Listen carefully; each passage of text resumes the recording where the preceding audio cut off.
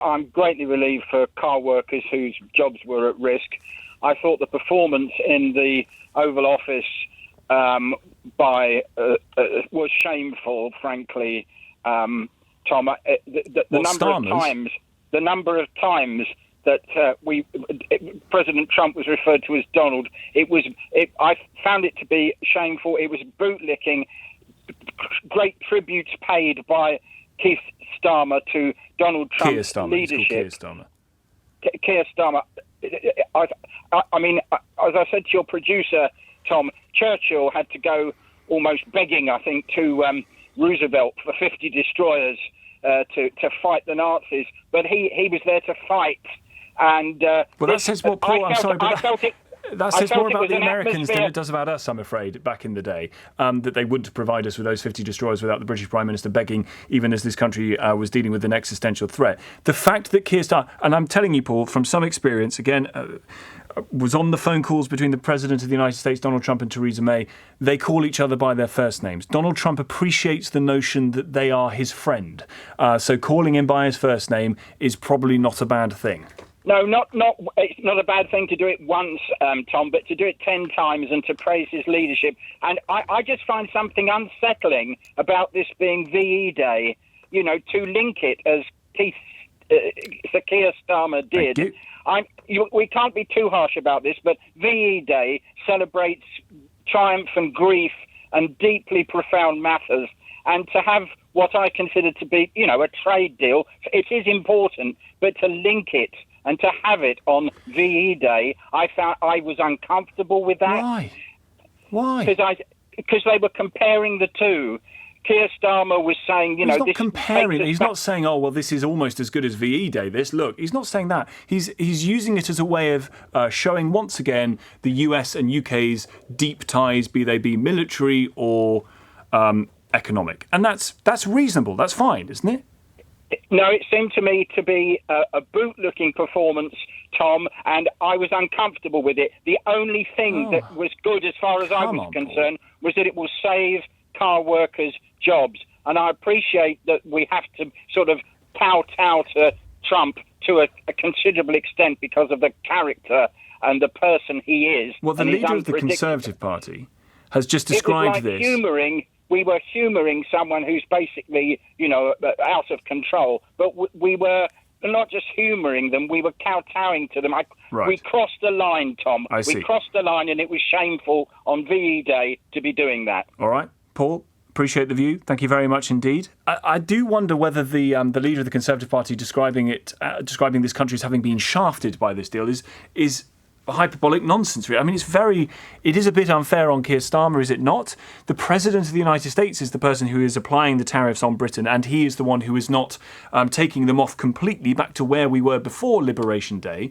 But that is up to him. There's not much Keir Starmer can do about that, really, is there? Vasco's in Manchester. Vasco. Hi, Tom. Hello. We are a country of moaners. We moan and moan. We got in 2 days 2 good deals, one in India, one with the US, and now we are saying, we have to see what the EU. Who cares what the EU will do? We need to worry about ourselves. Mm-hmm. We did the deal that was possible. We should be happy about it. And the only thing I hear is it's moaning and moaning and moaning. It's depressing. It makes all the environment on society depressing. To be completely honest, I congratulate Keir Starmer because after 10 months, he made 2 good decisions. He got the deal with India, he got the deal with the US. And it's like what a guy before said, the EU won't have the deal in 2 years because of the red tape, because of the bureaucracy, because of the way they do. And we are already there. We are on the driving seat. We can negotiate it. We got our foot at the table. And so really, Vasco, sorry to interrupt you, but really this shows at least the fleet of foot with which this country can now act on matters of trade in particular, because we don't need to take the EU with us or go through the EU to agree this. We don't carry that dead weight. That's the reality. It's a small ship. We can steer it the way we want. And the government is doing that. I'm an immigrant. And to be completely honest, Brexit wasn't good for me because everything is, for me to go to my country, that is Portugal, it's a lot harder. But I always was in favor of Brexit. I think the EU, it's a bureaucratic mob. It is a mob. Let's put it this way, because it's unelected people that are governing us. We did a good thing. Well, the MEPs are elected. Will show it. Well, but the European the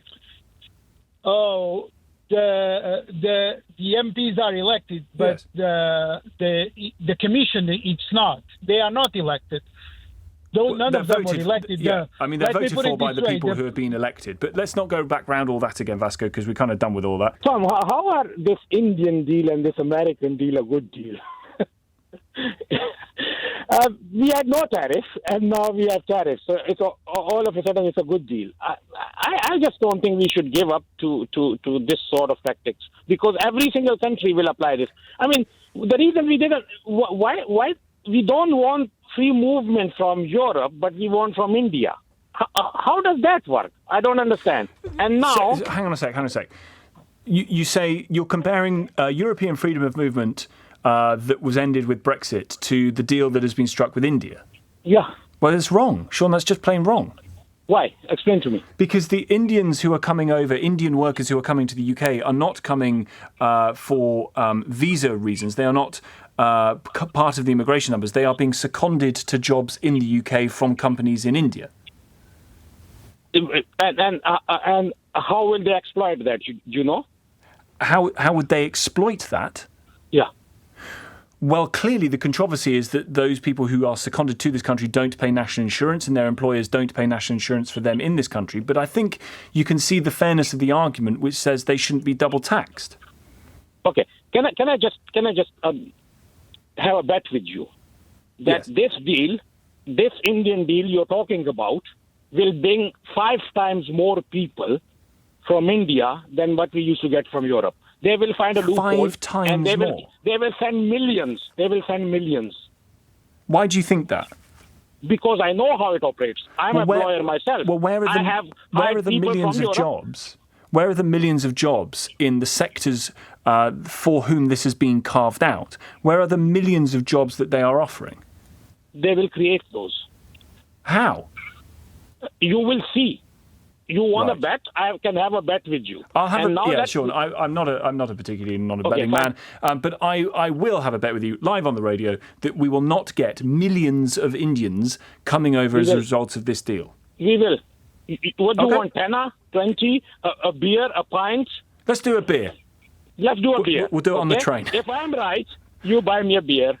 Deal. If I'm wrong, I'll buy you a beer. Sean, I appreciate it. No, you can't say fairer than that. There's no way. It's not the same as freedom of movement, this deal with India. By the way, no suggestion of arrangements with America on similar terms when it comes to the movement of people in this arrangement, which is what makes me think this isn't a comprehensive free trade agreement. This is a way of negotiating down the tariffs with some other bits that the Americans want applied to it. Sandra's in Leighton Buzzard. Sandra. Hi. I'm just thinking about these tariffs between the UK and the US. He's stitched up the farmers again, hasn't he? Because he's going to accept hormone beef into the country. So Keir Starmer's lowered the tariffs on beef being imported. But he's lowered the tariffs, Sandra, on the high-quality beef, the beef that does not fall foul of the UK's current red lines on phytosanitary products. Well, I won't be buying it. Let's put it that way. Okay, well, you don't have to buy it, but unfortunately, you may well have done already, because this is basically just more of the same stuff. This isn't. No, I don't. I buy mine from a butcher's that beer their own. That's fantastic. But this isn't, Sandra, this is not the introduction of hormone beef into the UK. This is more of the same high-quality beef on which there has been a 12% tariff applied by the UK.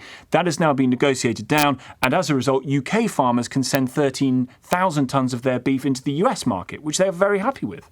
Right, well, we'll see, won't we? We'll see if that promise is Do you want to kept. bet? Do you want the same bet as the last guy? It's a beer with some... No, we'll do a beer. It's much better.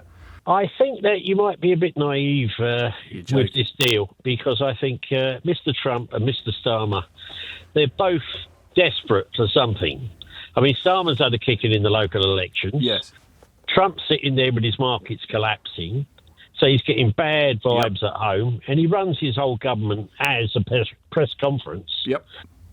So I think my old mum's right. She said to me, listen, marry in haste, repent at leisure. And that's what's happened here. Starmer is just desperate. He'll do anything because he knows he's on his way out. Yeah, but it's a good thing to have negotiated down tariffs at 25% to 10% for the car market, isn't it? You can argue about it should be 0, but he's got to deal with the president. Yeah, so why is it since 2000 they've been negotiating and the deal hasn't been done, and along comes... Because this isn't that deal. This isn't the free trade agreement that Brexiteers were promised, for which we are going to be at the back of the queue. This is negotiate down the tariffs with some additional bits. Right, OK, but all of this is a publicity stunt. There's no... I mean, look at India. What are they going to do?